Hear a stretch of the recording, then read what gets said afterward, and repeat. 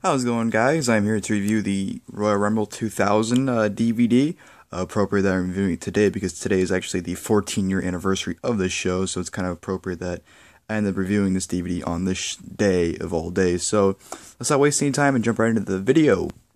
And see right there, it says World Wrestling Federation presents Royal Rumble. You have a picture of The Rock, Big Show, Rikishi, Kane, Triple H, Cactus Jack, and Terry Runnels, TV14. Now, a lot of people will be happy over that because everyone complains about the PG rating these days, even though PG rating really has something to do with the current product, but people still bitch for whatever reason. Fifth ever DVD, so that's pretty cool. Here's a big, the back. I almost said bitch for some reason. Tables, chairs, bikinis, and mayhem say it all. Got pictures of Big Show and Rock, Too Cool, Triple H, Cactus Jack, Kurt Angle and Tazz, Hardys and Dudleys, and Mae Young and Jerry Lawler. Here are the matches right here. I'm not going to go through the show on the back because there's actually an insert that had the matches in order, so I'll just go off that. Special features. You can pause and look at that if you want. Open it up. Here's the inside of the disc right there, which is pretty much the same as the front. And there's the insert that I mentioned a little bit ago. You pull it out. Here's the other side where basically what it looks like when you go on the main menu on the DVD. Let's Rumble, which is a little show. Want to fight, pick a match, and some extras. But this is where I look forward to all the matches because I actually have them in order. Well, not order from top to bottom, but from bottom to top, it's in order. But this show as a whole, really good Rumble. The main event matches, well, the main event title match was phenomenal. The undercard it was good. It had one really good match, and the matches were like whatever. But this Rumble is definitely a great Rumble, and definitely one of my favorites. Could be possibly my favorite Rumble of all time. Just a very fun show overall. Just great stuff here. Of course, the first match you had was Tazz versus Kurt Angle. This is actually Tazz's debut. Kurt Angle came out, did an open challenge. Tazz answered it, and of course, the whole crowd wanted him to come out because everyone went berserk when his music hit. The match was only about 3 minutes. It wasn't very long at all.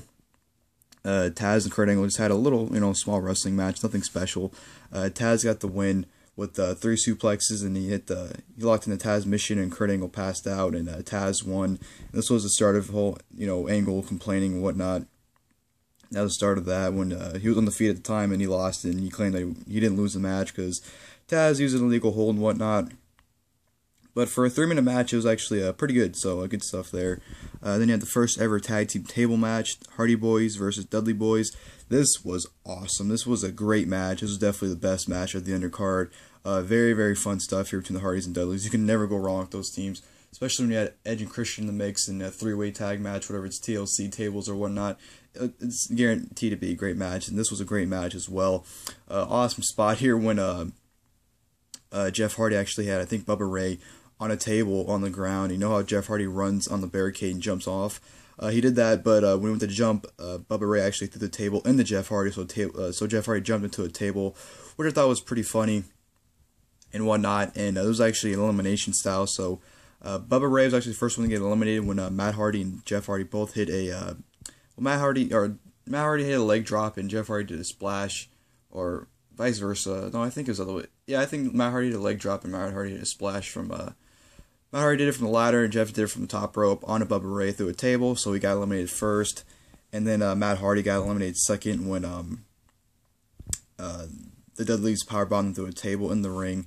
And there's actually a sick spot where Matt Hardy fell through a table, and Jeff tried to do a suicide dive onto, I think, Devon, but Devon moved, and so Jeff Hardy did suicide dive into a table, so I thought it was a pretty sick spot right there. But this is an awesome tag team tables match, like I said. Last elimination occurred when they went to like an open stage area where guys can run through, do a run-in. They went to that area, and Jeff Hardy went into like a balcony, and he ended up doing a swanton onto Devon through a table, so the Hardy Boyz ended up getting the win there, which was a great match, definitely the second best match of the night if you ask me. Miss Rumble's swimsuit competition. All I'm going to say about this is watch it, and the moment you hear Mae Young's music, press skip, because it's not a pretty sight. I didn't watch it. The moment I heard Mae Young's music, I honestly skipped it. I didn't watch that part, but before she came out, it was pretty good. Next, we had the Triple Threat Intercontinental title match, Chris Jericho versus co-champions versus Chyna versus Hardcore Holly. Hopefully it'll focus back in. Hopefully. Okay, I guess it doesn't want to focus for whatever stupid reason. Yeah. Oh, there we go. Yeah, this match, it was all right. I mean, Chyna kind of like dampened the match down. You can definitely tell they're being easy around with her, and she really didn't do much. Like her and Jericho, there's a spot in the match where Jericho's on the ropes and like they're kind of trying to call a spot, and Chyna was punching Jericho, and Jericho was totally no selling it. So you can definitely tell they're calling a spot, and it looked horrible. This match was like, it wasn't anything special. There's, of course, I did a spot where Jericho and Hardcore Holly were on the ropes trying to do a suplex, and Chyna came up from behind and hit a powerbomb on them. It was just whatever match. Like I said, Chyna really dampened the match, if you ask me. Wasn't anything special by any means. But Chris Jericho ended up digging in the win when Chyna had the Waltz Jericho and Hardcore Holly. Jericho had a bulldog, followed by a lion salt to get the 1, 2, 3 in Chyna to become the undisputed Intercontinental Champion. So yeah, whatever match there. Tag Team Championship match, New Age Outlaws champions versus Acolytes. This was disappointing because this was another 3-minute match, but it wasn't anywhere near. Tazz and Angle were 3 minutes, and that was pretty good for what it was, and this was 3 minutes, and it was just complete garbage. You basically had the Acolytes and the New Age Outlaws brawl for the first minute, and then the Acolytes beat the shit out of the New Age Outlaws for another 2 minutes. And then X-Pac comes out towards the end, distracts, I think it was Bradshaw or Farouk. I forgot who he distracted. And then Billy Gunn hit the Famouser and one of them to get the 1, 2, 3 to win the match and retain the tag team titles. Pretty much just a waste of time, which was disappointing because this match had a video package and everything. So you'd think with the hype it would be a good match, but it wasn't. It was like a 3-minute pointless match. Whatever. Then we get into the good stuff here. We had the street fight for the WWF Championship. Triple H champion versus Cactus Jack. Phenomenal match. Definitely match of the night. This just blew me away. This match gets better and better every time I see it. Just the psychology of, Triple H and Foley in this match is tremendous. Anytime these two are in a ring in a big time match, it's guaranteed to be great. I mean, their Falls Count Anywhere match, I think 97, that was really good. Of course, this match is great, and their Hell in a Cell match and No Way Out after this was great as well.